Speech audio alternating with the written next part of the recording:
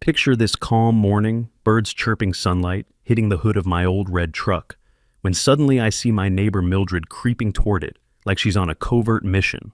Clipboard queen of the HOA, dressed like she's headed to a board meeting with the Pentagon. What happens next? Let's just say her plan didn't go the way she imagined, and what followed turned the whole neighborhood upside down. If you've ever dealt with HOA nightmares, this one's for you. Buckle up. This isn't just about a truck. It's about drawing the line. Drop a comment. Where are you watching from? I thought the sound of my coffee machine was the loudest thing that morning until I saw Mildred's manicured fingers on my truck door. She was crouched beside my red pickup in designer gardening gloves, wielding what looked like a golden screwdriver from some overpriced tool set, trying to pry at the handle like she was defusing a bomb. The absurdity hit me before the rage did. Here was this perfectly coiffed HOA board member, probably wearing more money and jewelry than my truck was worth, attempting to break into my vehicle at 7 in the morning while I watched through my kitchen window. Let me back up because this whole mess started months earlier when I inherited this truck from my brother Jake after his accident.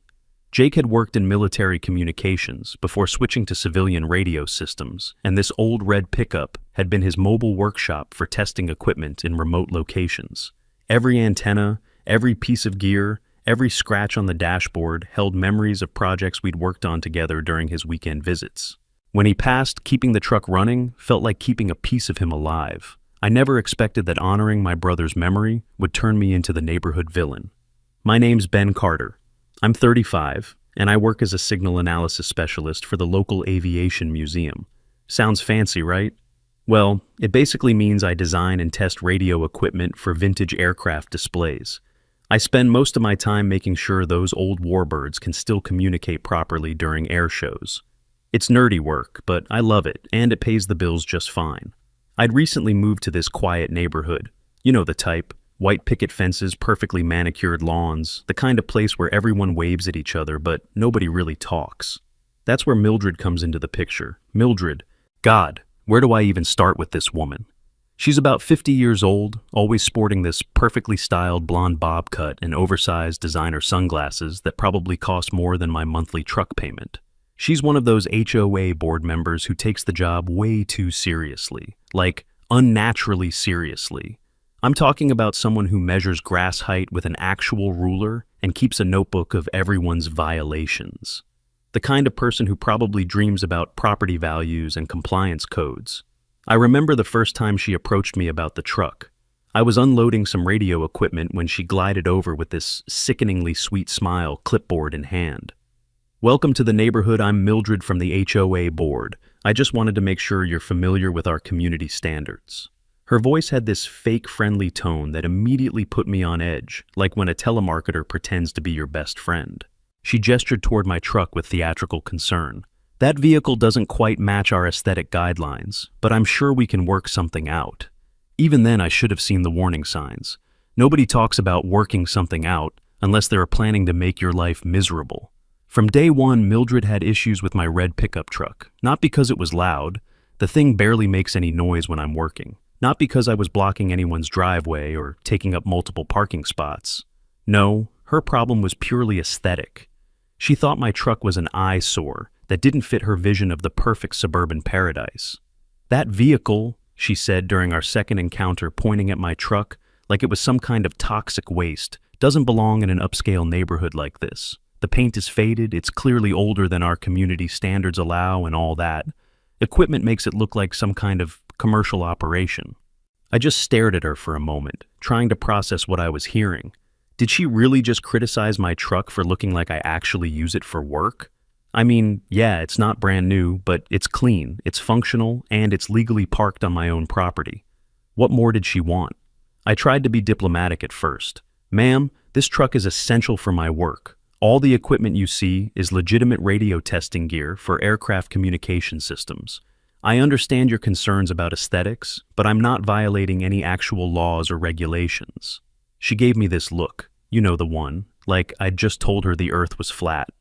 Then she pulled out her phone and started taking pictures of my truck from different angles, muttering something about documenting violations for the board. I just stood there watching this grown woman photograph my legally parked vehicle like she was gathering evidence for some kind of federal case. At one point, she actually pulled out a measuring tape and started documenting the truck's dimensions, while I watched in complete disbelief. I laughed, then I didn't. What kind of person does that? Well, she huffed, we'll just see about that. And with that ominous little threat, she turned around and strutted back to her house, designer heels clicking aggressively against the sidewalk. Over the next few weeks, things escalated quickly. Mildred started what I can only describe as a psychological warfare campaign.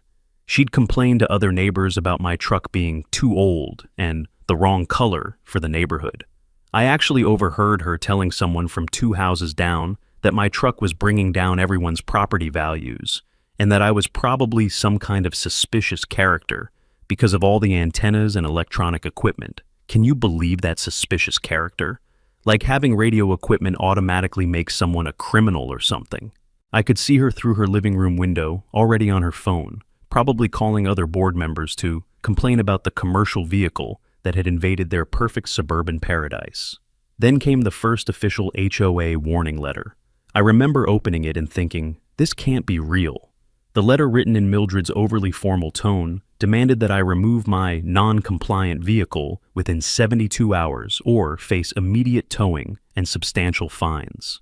It cited some obscure community guideline about vehicle aesthetics and commercial equipment restrictions. I read that thing 3 times, getting more annoyed each time. Finally, I just shook my head and muttered, if this pickup truck hurts property values, I guess the fire station down the street should get a fine, too. But the real wake-up call came the next morning. I walked outside to load some equipment for a museum project and immediately noticed something wrong. My front tire was completely flat, not just low on air, but completely deflated.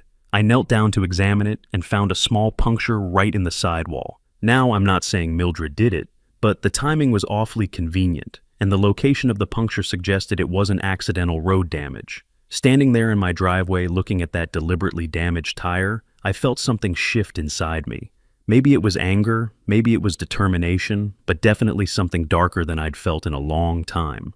I spent the morning fixing the tire myself, changing it out in full view of Mildred's house. I could see her watching from behind her perfectly pressed curtains, probably hoping I'd give up and get rid of the truck entirely. But as I tightened the last lug nut, I looked toward her house and felt something crystallize in my mind. She wanted to play psychological games. Well, I'd been working with sophisticated radio equipment and security protocols for years. I had a few professional tricks she'd never seen before. The question was I ready for what unleashing those tricks might actually cost me? As I stood there in my driveway, tire iron still in my hand, I realized I was about to find out. The tire incident was my breaking point. I mean, I tried to be reasonable, tried to be the bigger person, but when someone starts messing with your property, that's when things get personal. I wasn't looking for some huge dramatic confrontation. That's not my style. But I also wasn't about to let some power-hungry HOA board member think she could intimidate me into submission. If Mildred wanted to escalate things, then maybe it was time someone like her learned what happens when you mess with the wrong person.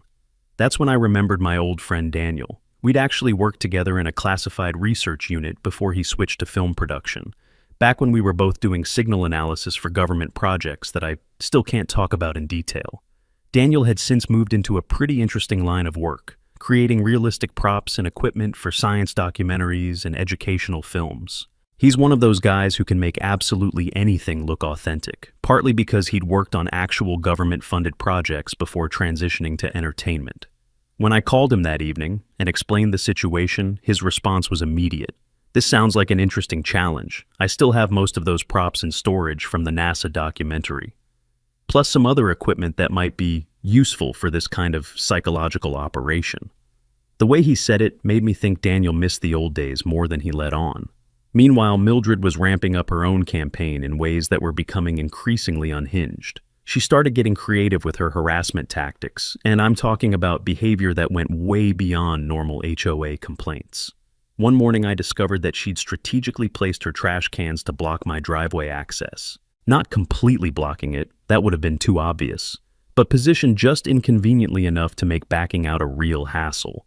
When I moved them aside, she came storming out of her house like I'd committed some kind of federal crime.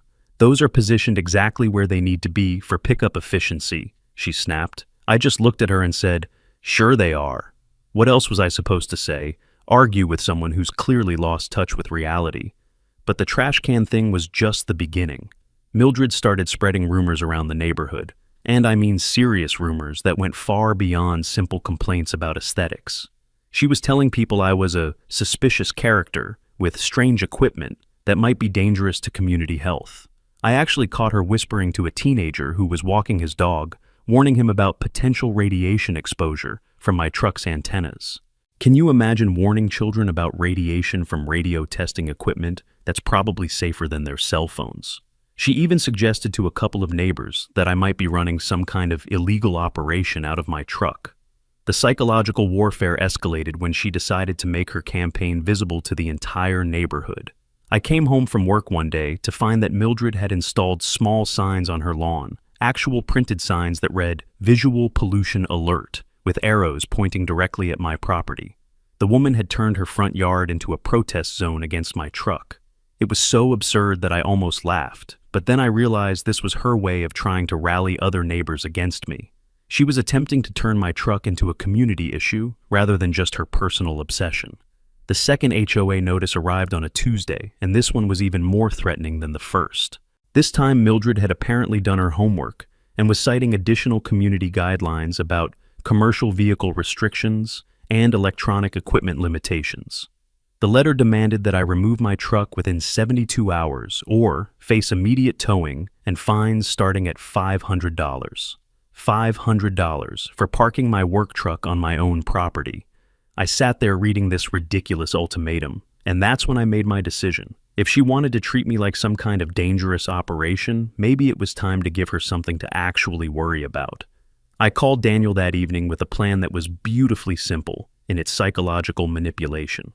Hey, remember those realistic props you made for that NASA documentary project last year? The ones that looked exactly like classified government equipment. Daniel laughed when I explained what I had in mind. You want to make your neighbor think she's dealing with something way above her pay grade? I love it. We can use the old protocols, make everything look official without actually lying about what you do for work. The plan was perfect because it played directly into Mildred's paranoid assumptions while remaining completely legal and truthful. We developed a strategy that involved enhancing my truck's appearance to look more official and mysterious than it actually was. Daniel had access to professional-grade prop equipment that would make my legitimate radio gear look like something from a government security operation. Was I going too far? No, not yet. The beauty was that we wouldn't need to lie about anything. Just present the truth in a way that would trigger Mildred's worst fears about what kind of suspicious character she might actually be dealing with. Every piece of equipment on that truck was legitimate. Every protocol we'd implement was based on real security procedures we'd both used in our previous work. I started laying the groundwork immediately with deliberate psychological pressure designed to increase her paranoia. I posted a vague warning sign on my truck. Equipment currently in calibration phase. Do not disturb or relocate. Nothing false about that. I really was calibrating equipment for an upcoming museum project. But the wording was ambiguous enough to sound official and slightly ominous. Then I made sure to have a few loud phone conversations about sensitive security equipment testing contracts whenever I knew Mildred was lurking around her window. Again, not technically lying, the museum did have security protocols for their communication equipment. The psychological impact was immediate and more intense than I'd expected. I could see Mildred becoming completely obsessed with trying to figure out what I was actually doing. She started watching my truck through binoculars, seriously binoculars, and I'd catch her taking notes whenever I loaded or unloaded equipment. But the most telling moment came when Daniel was delivering some of the prop equipment. Mildred almost caught sight of the delivery, but I managed to deflect by loudly discussing routine maintenance schedules, while Daniel quickly moved the boxes into my garage. The close call made my heart race, but it also showed just how far her surveillance had progressed. To really set the stage for what was coming next, I decided to leave town for 48 hours. I had a legitimate work trip scheduled anyway, a conference about radio communication protocols, but the timing was perfect. I figured that leaving Mildred alone with her paranoia for a couple of days would either make her lose interest or, well, make her do something really stupid that would justify everything I was planning. Before leaving town, I glanced at Mildred's window one last time. She was there watching as always, her blonde bob silhouetted against her perfect living room lighting. When I returned in 2 days, would she have taken the bait? Or would I discover I'd completely underestimated just how far a person like her was willing to go? When I got back from my work trip, Daniel was already waiting for me, with a van full of the most realistic prop equipment I'd ever seen. I mean, this stuff looked absolutely authentic, the kind of gear you'd expect to see in actual government operations. "You're going to love this," Daniel said, grinning, as he started unloading metal storage boxes with electronic combination locks. These were originally made for a documentary about NASA's security protocols. They look so real that even I sometimes forget they're props. But the real masterstroke was his latest addition, a matte black panel that he had designed to look like some kind of surveillance coating. It didn't actually do anything except look impressive, but Daniel explained it with the kind of technical jargon that would sound absolutely convincing to anyone eavesdropping. The transformation of my pickup truck was incredible and slightly unsettling in how authentic it appeared. Daniel helped me install professional-looking storage boxes in the truck bed, each one equipped with functioning electronic locks that beeped and flashed when activated. We positioned multiple small antennas at strategic locations around the vehicle. Not just my regular radio testing equipment, but additional units that made the whole setup look like some kind of sophisticated monitoring station. The best part was Daniel's laptop setup that displayed a continuous scrolling data stream. It was just a screensaver, but it looked exactly like the kind of real-time analysis you'd see in government surveillance operations. We finished up with official-looking warning stickers from Daniel's prop collection. Authorized personnel only, restricted access, federal communications equipment, the works. Standing back to admire our handiwork, I had to admit the truck looked like it belonged in a spy movie. Daniel was practically bouncing with excitement. "This is some of my best work," he said. "If I didn't know better, I'd be intimidated by this thing myself." The psychological impact on me was unexpected. Seeing my brother's old truck transformed into something that looked genuinely classified made me wonder if we'd crossed a line from harmless prank into something more serious. The timing was perfect because curious neighbors started approaching almost immediately, and I could see word spreading through the community like wildfire. One neighbor wandered over while I was making a show of checking the electronic locks, trying to look casual, but obviously dying to know what was going on. "Ben, I heard through the grapevine you're somehow involved with government work," he asked, glancing nervously at all the new equipment. I gave him my most mysterious smile and said, "Well, my work does involve some quite sensitive projects." Which was technically true. The museum took security very seriously when it came to their communication systems and historical aircraft. But the way I said it combined with the visual evidence clearly suggested something much more classified. But the real performance came that evening when I implemented what Daniel and I called the nighttime security protocol. I waited until I knew Mildred would be watching, which, let's be honest, was basically any time I was outside, and then I put on quite the show. First, I carefully placed an official-looking warning label on the truck, "Restricted Access, Federal Task Force." Daniel had outdone himself with this one. The label looked so authentic that it probably could have fooled actual federal agents. I took my time with the placement, making sure it was perfectly positioned and visible from multiple angles, especially from Mildred's prime surveillance window. My hands were steady, too steady. I'd never pulled off something like this before, and the ease with which I was manipulating the situation was both thrilling and disturbing. Then came the LED lights. Daniel had installed a series of blue LEDs inside the vehicle that activated with a remote control. They blinked in a specific pattern that looked exactly like some kind of security monitoring system. As I activated the lights, I made sure to speak loud enough for Mildred to overhear. "Protocol 7 now activated. Mobile unit secured for overnight testing phase." I felt a little ridiculous saying it, but the effect was exactly what we'd hoped for. I even added some extra theatrical touches, checking my watch like I was following a precise schedule, making notes on a clipboard, and speaking into my phone as if reporting to some higher authority. "Yes, sir. Equipment is secure. All surveillance protocols are active. Will maintain radio silence until 0600 hours." And the psychological impact on the neighborhood was immediate and dramatic, but nowhere more intense than with Mildred herself. Within hours, I started hearing whispered conversations among residents about my real job and what kind of classified work I might be involved in. One neighbor actually crossed the street to avoid walking too close to my truck. The mailman started giving the vehicle a wide berth, delivering my mail with obvious nervous energy while shooting glances at all the official-looking equipment. Even the neighbor, who'd seemed friendly enough before, began keeping his distance and shooting nervous glances toward my driveway whenever he walked his dog. I noticed people taking different routes during their evening walks, deliberately avoiding my section of the street. But the most dramatic transformation was happening with Mildred, who had progressed from curious surveillance to what could only be described as a full-scale intelligence operation. I discovered that she'd been keeping a detailed security incident log in a notebook, documenting my comings and goings with timestamps and descriptions of equipment changes. She'd even called what she described as an emergency HOA meeting to discuss potential foreign surveillance activities in the neighborhood. When none of the other board members took her seriously, she started researching online, probably trying to identify the specific type of government equipment she thought she was dealing with.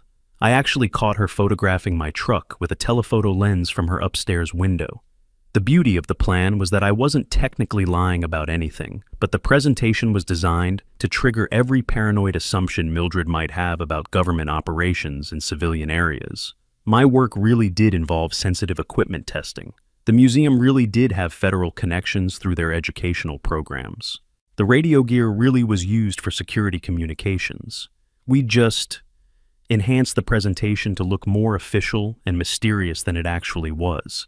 Everything about the setup was designed to make someone with Mildred's controlling personality assume the worst possible scenario while remaining completely legal and truthful about my actual work. Daniel stopped by a few days later to check on the operation and was amazed by how well the psychological manipulation was working. "How's our little experiment going?" he asked, admiring the truck's transformation in daylight.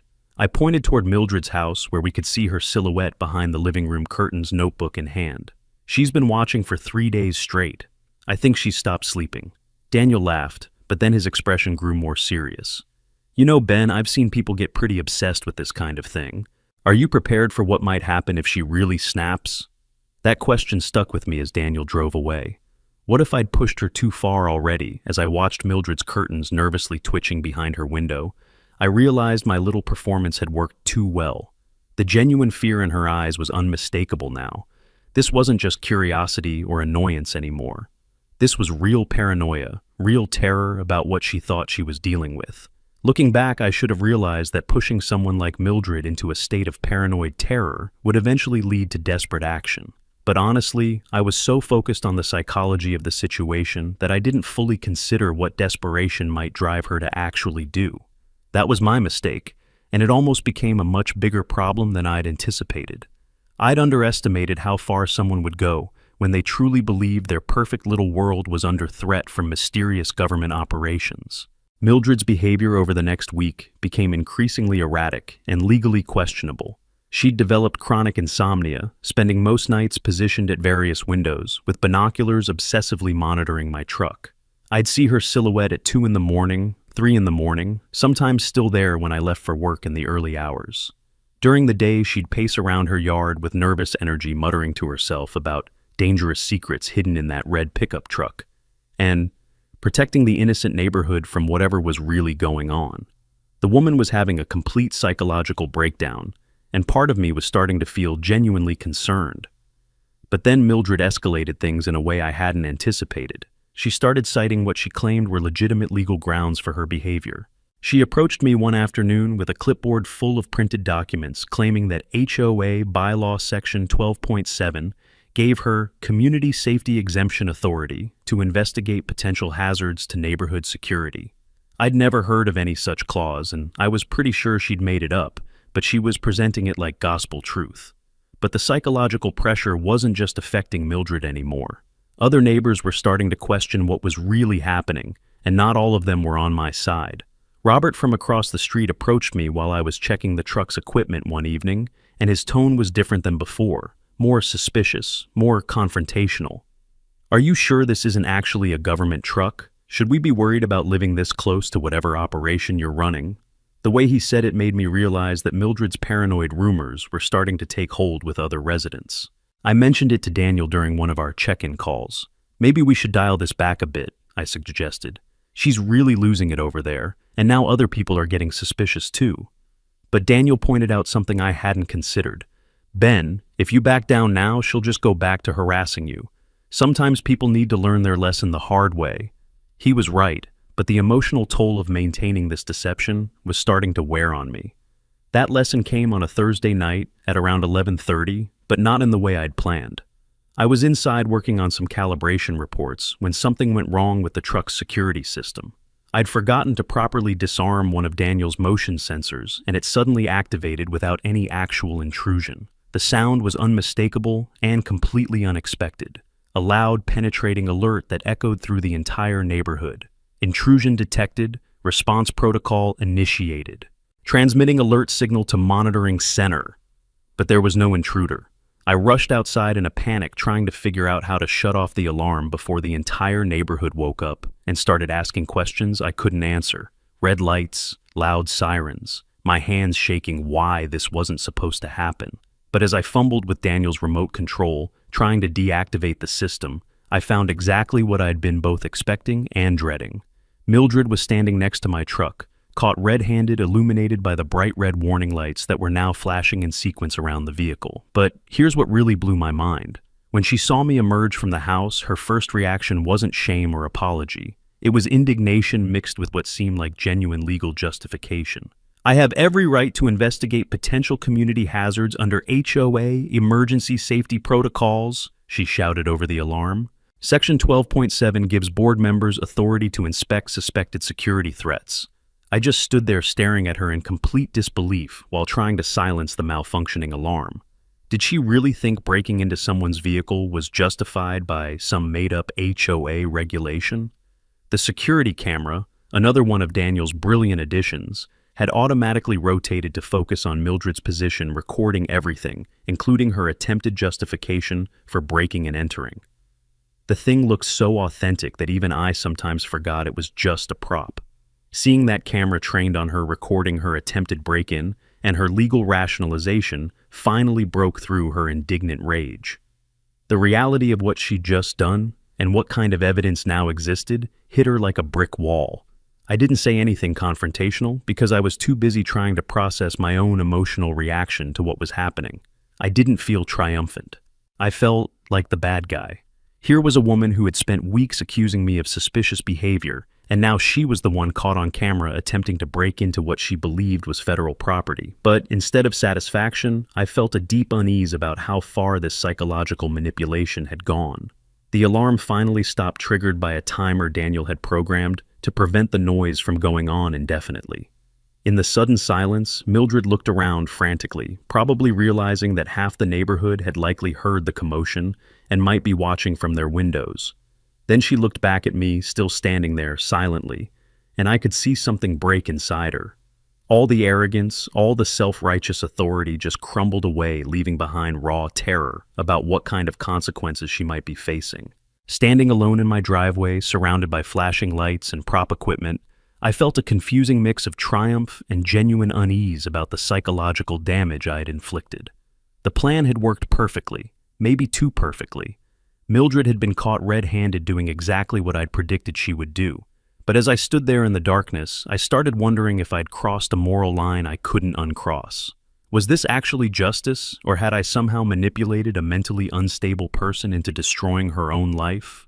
The next morning brought exactly the kind of psychological pressure I'd hoped for, delivered in a way that exceeded even my wildest expectations. At exactly 9:15, two intimidating black sedans with heavily tinted windows pulled up directly in front of my house. I'm talking about the kind of vehicles you see in movies, completely nondescript but somehow obviously official, the kind that immediately make you wonder what kind of serious business is about to go down. But what I wasn't prepared for was how the arrival of these fake federal agents would create complications beyond just terrorizing Mildred. Two people in professional black suits emerged from the vehicles. John and Claire, though Mildred had no way of knowing their names, were actually colleagues of Daniel's from the documentary production world. They had previously portrayed government consultants in educational films about federal security protocols, and they looked the part perfectly. John was tall, serious-faced, with the kind of authoritative presence that makes you automatically assume he's in charge of something important. Claire had that cold, calculating demeanor that screams federal agent complete with dark sunglasses and a tablet that she consulted frequently while making notes. The beauty of their performance was that they never explicitly identified themselves as federal agents. They simply appeared, conducted what looked like an official investigation, and let everyone else draw their own conclusions. John approached me with a professional nod and said, "We're here about the security breach involving your mobile monitoring unit." Not technically a lie. There had been a security breach, and my truck was technically a mobile unit for monitoring radio frequencies. Then Claire pulled me aside and said something that made my blood run cold. "Someone from your HOA board contacted our field office asking if you were part of a real classified operation." That revelation hit me like a punch to the gut. Mildred hadn't just been paranoid. She'd been actively investigating, making phone calls, probably trying to verify whether my truck really was involved in government work. The fact that she'd reached out to what she thought were actual federal authorities meant this situation had escalated far beyond neighborhood harassment into something that could have real legal consequences. I tried to maintain my composure while John and Claire continued their performance, but inside I was panicking about how far Mildred's investigation might have gone. Claire immediately began examining my truck, photographing key evidence points and making detailed notes. "Clear evidence of unauthorized access attempts," she announced loud enough for anyone nearby to hear. "Multiple contact points indicating deliberate tampering with secured federal equipment." And meanwhile, neighbors had begun gathering to watch the proceedings, and I could see word spreading through the community like wildfire about federal agents investigating something in our quiet suburban neighborhood. The way she documented everything looked exactly like real evidence gathering, and I found myself wondering if Daniel's colleagues were taking this performance a little too seriously. I explained the situation to John exactly as it had happened, but with carefully chosen language that enhanced the official atmosphere. I specifically warned the neighborhood about equipment sensitivity protocols, I said, gesturing toward the warning signs on my truck. Apparently, someone chose not to follow basic safety guidelines and attempted unauthorized access during the overnight calibration period. But as I was speaking, I nearly made a critical error. I almost mentioned Daniel by name, which would have blown the entire operation. I caught myself just in time and awkwardly covered by saying, "our technical support team," instead. Meanwhile, Mildred had emerged from her house and was watching the entire scene unfold from her front porch. Even from across the street, I could see that she'd gone completely pale. Her hands were visibly shaking as she gripped her coffee mug, and she kept taking nervous steps forward, like she wanted to approach but didn't dare. The woman was clearly having an internal meltdown, probably convinced that federal agents were about to arrest her for interfering with classified government operations. This wasn't revenge, this was annihilation, and it was working too well. Claire observed Mildred with the kind of cold professional assessment that must have been absolutely terrifying to be on the receiving end of. She didn't approach or speak to her directly, just watched, made eye contact, took notes, the kind of silent intimidation that speaks volumes without saying anything at all. I could see Mildred trying to duck back inside her house while still maintaining visual contact with what she believed was a federal investigation happening right across the street. The most brilliant touch was when John and Claire placed an official-looking Federal Task Force seal warning label on my truck. Daniel had outdone himself with this prop. It looked so authentic that I almost believed it myself. The label was large enough to be visible from Mildred's house, and the psychological impact was immediate. Here was physical proof that her worst paranoid fears had been justified. She really had attempted to break into legitimate federal property, and now there was official documentation of her crime. But the complications kept escalating beyond just Mildred's psychological breakdown. While John and Claire were completing their investigation, I noticed that the HOA had sent out an official bulletin to all residents warning about unlicensed federal activity in the neighborhood. The bulletin didn't name me specifically, but it strongly implied that someone was conducting unauthorized government operations that could potentially pose risks to community safety. This was Mildred's counterattack. She was using her official HOA position to turn the entire neighborhood against me. After completing their investigation, John and Claire prepared to leave without providing any explanations to the curious neighbors who had gathered to watch the proceedings. Their departure was just as mysterious and professional as their arrival. John simply told me, "Your mobile unit will be under special monitoring protocols going forward. Any further unauthorized access attempts will be handled through appropriate federal channels." again technically true, Daniel and I would indeed be monitoring the situation going forward, and any further attempts at harassment would be handled through appropriate legal channels.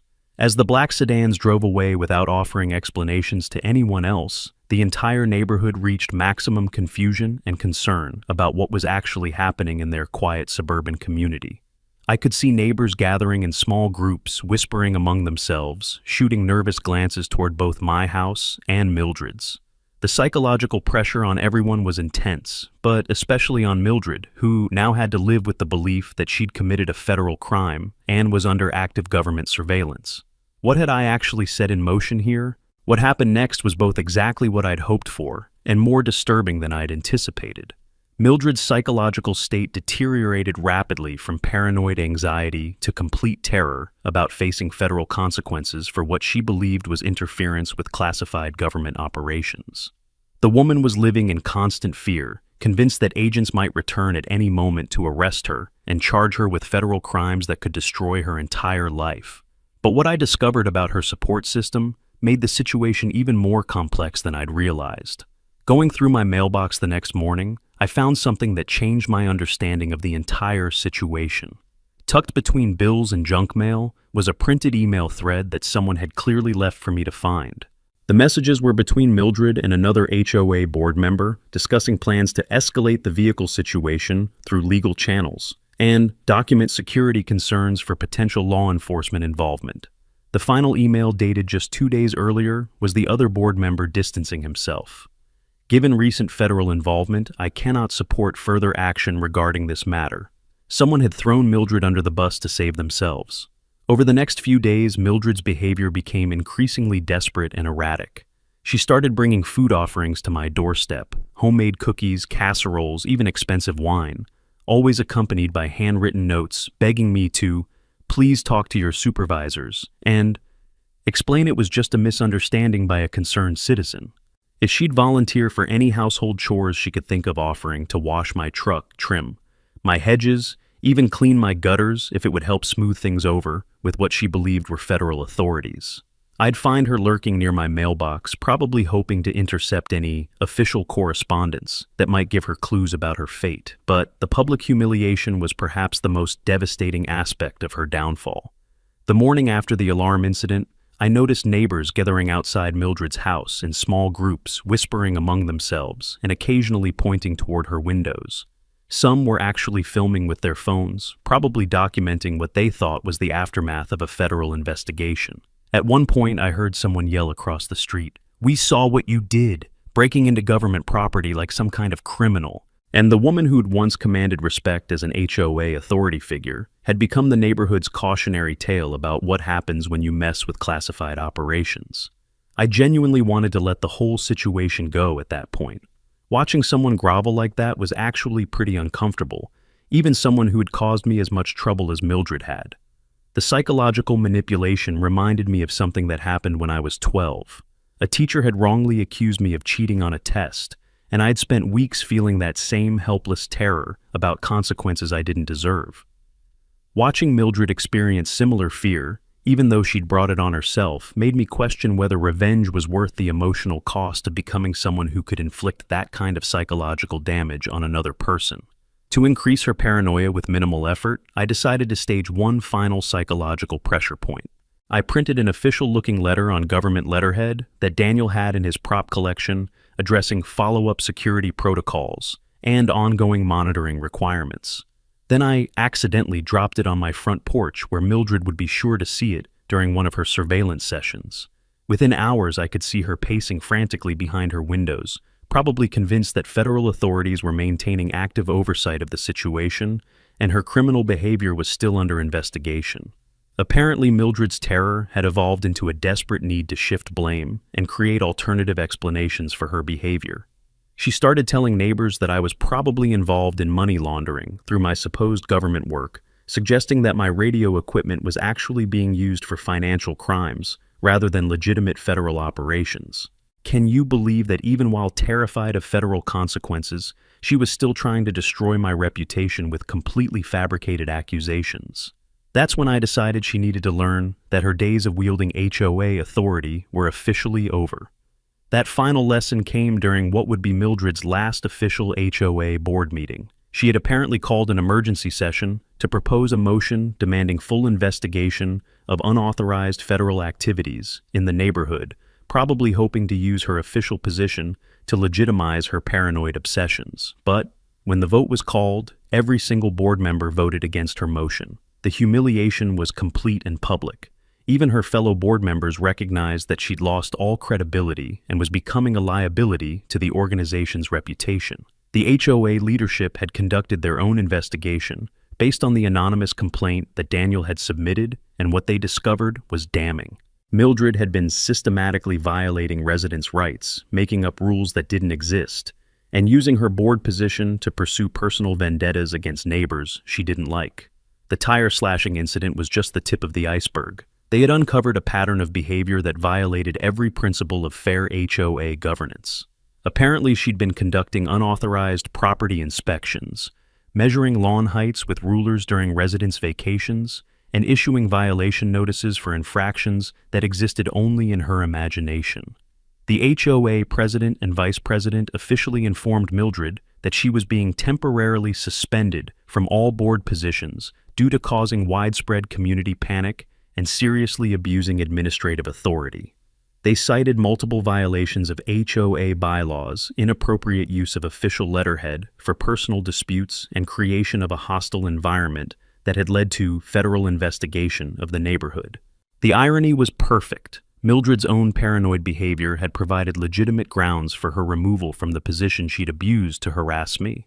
I watched from my window as the two board members delivered this news, and Mildred's reaction was everything I could have hoped for. But the final twist came the next morning when a professional transport company arrived to relocate my truck to ensure ongoing community safety during the investigation period. This was Daniel's masterstroke, making it appear that federal authorities had decided my equipment was too sensitive to remain in a civilian neighborhood that had proven unable to maintain proper security protocols. Watching my red pickup truck disappear on the back of a flatbed trailer, surrounded by official-looking documentation and security protocols, must have been absolutely devastating for Mildred to witness. The message was clear. Her actions had consequences that extended far beyond her personal situation. The neighborhood atmosphere had changed completely. Mildred, who'd once been the self-appointed enforcer of community standards, had become a pariah who'd brought federal investigation down on everyone. Other residents avoided her, whispered about her mental stability, and questioned how someone so unstable had been allowed to have authority over neighborhood affairs. She'd lost her HOA position, her community standing, and her sense of security, all because she couldn't respect basic boundaries and property rights. Watching that red pickup truck disappear around the corner, I felt triumphant about finally getting justice. But was this actually justice, or had I somehow become the very thing I was originally fighting against? The final resolution came exactly 1 week later, delivered in the form of an official letter from HOA administration that I honestly hadn't expected. Mildred had sold her house and permanently moved away, citing health concerns and desire to find a quieter environment for recovery. She'd packed up her designer sunglasses, her measuring tape, her violation notebooks, and her entire life, and simply disappeared from the neighborhood that had consumed her with paranoid obsession. The visual revenge was complete and somehow more satisfying than I'd imagined. Watching her belongings loaded into a moving van while neighbors stood silently observing, some actually filming the departure, one even cheering sarcastically as the HOA board plaque was ceremoniously removed from her front door. Standing in my driveway the morning after receiving that news, looking at Mildred's empty house with its "For Sale" sign swaying gently in the breeze, I felt a complex mix of emotions that I'm still trying to sort through. Victory, obviously. The woman who had harassed me, damaged my property, and tried to destroy my reputation was gone forever. But also something deeper, something like sobering responsibility for what psychological warfare can actually accomplish when you push someone past their breaking point. That afternoon, I found a sealed envelope in my mailbox with Mildred's return address, probably her final attempt at explanation or apology. Without opening it, I walked straight to my backyard fire pit and watched it burn to ash. Some words just aren't worth reading. My red pickup truck had returned the day before, transported back by the same professional company that had taken it away. Daniel and I spent the afternoon removing all the fake security equipment, peeling off the official-looking warning labels, and returning the vehicle to its normal configuration with just my legitimate radio testing gear. "Think she'll ever figure out it was completely fake?" Daniel asked, as we packed up the last of his props. I looked toward Mildred's empty house and said, "Does it really matter? She learned exactly what she needed to learn." But then Daniel mentioned something that made my blood run cold. "You know, Ben, I just realized one of those federal stickers we used was actually real, left over from an old contract with a retired agency. We might have accidentally triggered something legitimate, but the real transformation became clear when new neighbors moved into Mildred's former house later that week. A young family with 2 small children, the kind of people who probably would have been terrorized by Mildred's obsessive rule enforcement and property value paranoia. The father introduced himself as soon as he saw me, working on my truck, extending a genuinely friendly greeting without any hint of suspicion or concern about my equipment. No measuring tape, no violation notices, no complaints about paint color or equipment visibility. Just normal human interaction between people who understood basic respect and boundaries. His wife seemed equally pleasant, mentioning during our brief conversation that they were thrilled to find a neighborhood where people minded their own business. That contrast hit me harder than I'd expected. Watching their children play happily in the yard, where Mildred used to patrol with her clipboard and designer authority, I realized this was never really about the pickup truck itself. It was always about fundamental respect for other people's property privacy and right to live peacefully without harassment. Mildred had created a toxic environment where fear and intimidation replaced common courtesy, and removing that toxicity had restored the neighborhood to what it should have been all along. The entire atmosphere had transformed from tense surveillance to peaceful coexistence practically overnight. The new family never complained about my pickup truck, my work schedule, or my radio equipment. The father actually showed genuine interest in my aviation museum projects, asking thoughtful questions about vintage aircraft communication systems and radio frequency testing. His wife mentioned that their previous neighborhood had been dominated by some really controlling HOA people, and how relieved they were to find a place where neighbors actually respected each other's privacy and property rights. It was like night and day compared to the toxic environment Mildred had created with her constant surveillance and harassment. That's when it really sank in how mutual respect actually works when people treat each other as human beings rather than obstacles to their perfect suburban vision. I realized how much energy I'd been wasting on Mildred's psychological games, how much stress her harassment had created, and how much better life became when that constant conflict simply ended.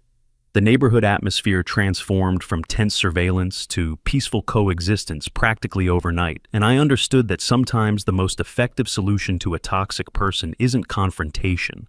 It's making them realize they don't belong in a world based on mutual respect. Daniel stopped by one final time to make sure all his equipment had been properly removed and the truck was back to normal. "You know," he said, examining my ordinary-looking vehicle, "this might be the most effective psychological operation I've ever been involved in. Completely legal, entirely based on her own paranoid assumptions and ultimately self-correcting." I had to agree. Mildred's downfall had come entirely from her own choices, her own actions, her own inability to respect reasonable boundaries.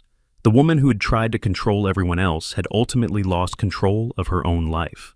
And that's exactly how I taught an HOA Karen about personal boundaries and basic respect. Sometimes an old pickup truck, some creative thinking and patience are enough to teach someone about limits. I never wanted to destroy anyone's life, just wanted to work peacefully with my radio equipment. But when someone keeps crossing reasonable lines, sometimes they need to learn that not everyone is as easy to push around as they assumed. My red pickup truck sits there now, completely ordinary and peaceful. No more mysterious equipment, no more federal seals, just me and my legitimate work exactly the way it should have been from the very beginning. The new neighbors, they've never once complained about my pickup truck, my work schedule, or my equipment. Funny how respect actually works both ways when people try. Sometimes the real victory isn't crushing your enemy. It's creating a world where people like that simply don't belong anymore. The entire neighborhood atmosphere has transformed from tense surveillance to peaceful coexistence, and I realized how much mental energy I'd been wasting on Mildred's psychological games, when I could have been focusing on my actual work and life. A few weeks later, the new neighbor casually asked, "So, What did the last owner do that got the feds involved?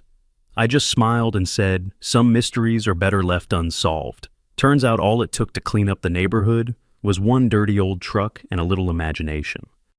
Thanks for watching QA Stories. If you enjoyed this one, hit that like button and don't forget to subscribe for more wild tales coming your way.